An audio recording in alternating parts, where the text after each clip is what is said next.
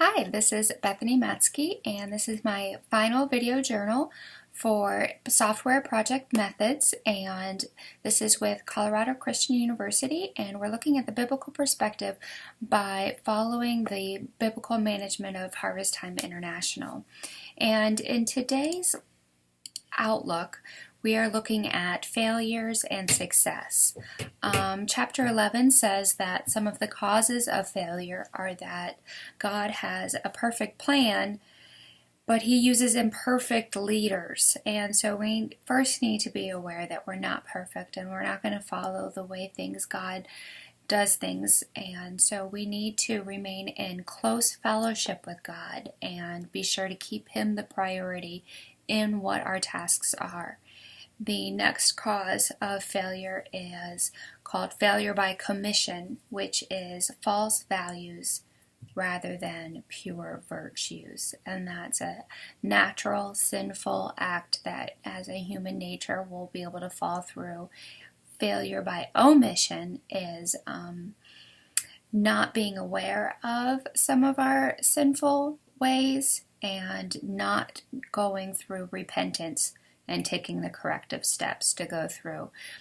Failure by commission and omission can be totally avoided as we have a close fellowship with God and keep him first in a daily work environment, personal environment, and sharing that with all that we come across. One of the ways to turn from failure is to ask God to reveal the source of failure in your life. This will take a lot of prayer, some even fast, a lot of devotion time, and time to reflect. After you have this revealed to you, you need to admit to the guilt and begin again. God doesn't want us to wallow in this guilt. He wants us to start over, make corrective steps, and begin again with your head high. In chapter 12, we are looking at success. And society often has things backwards based off of what we've learned from the Beatitudes of the Sermon of the Mount.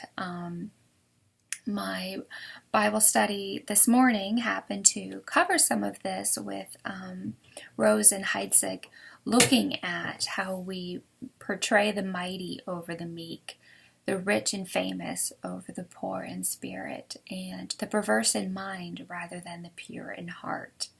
And this is an easy trap to fall into as our society does lift those higher rather than the virtues that the Bible acknowledges.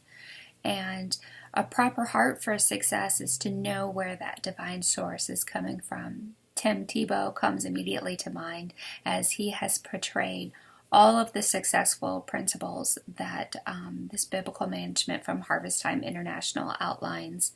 And more importantly, has he done this for himself as he's done it for others to be able to follow. So he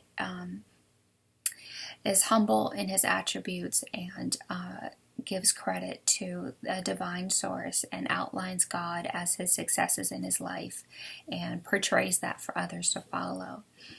I was nervous about these video journals, but I've actually really enjoyed them. I've enjoyed the challenge of the devotion, and I thank you, Professor Greg Wells, for a great course. This last 5 weeks have been great. Thank you.